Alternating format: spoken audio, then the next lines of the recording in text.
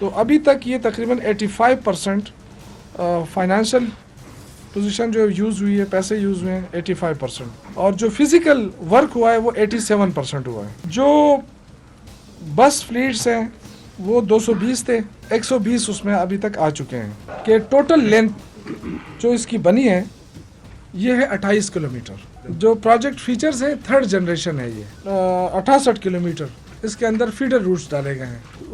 तो ये इसके अंदर टोटल लेंथ 28 किलोमीटर, इसके अंदर जो एलिवेटेड है ब्रिज वगैरह ये 13 किलोमीटर है, जो अंडर पासिस हैं वो उसके अंदर 3 किलोमीटर हैं। तो ये, और अगर मज़ीद आप इसकी तफसील लेना चाहते हैं तो तकरीबन इसके अंदर 30 स्टेशंस होंगे, क्योंकि ये डीज़ल हाइब्रिड हैं ये बसें, तो ये एनवायरनमेंट फ्रेंडली बसें होंगी। तो हम जो बना रहे हैं उसमें हमारी अपनी बसें हैं, हमारे अपने रूट्स हमने बनाए, अपने डिपोज बना रहे हैं, अपने बिजनेस प्लाजे उसमें बना रहे हैं उसमें।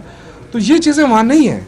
फिर ये कि एलिवेटेड जो है वो वहाँ पे 4 के 5 किलो 4.5 किलोमीटर है कि 5 किलोमीटर इस तरह, और यहाँ एलिवेटेड 13 किलोमीटर है।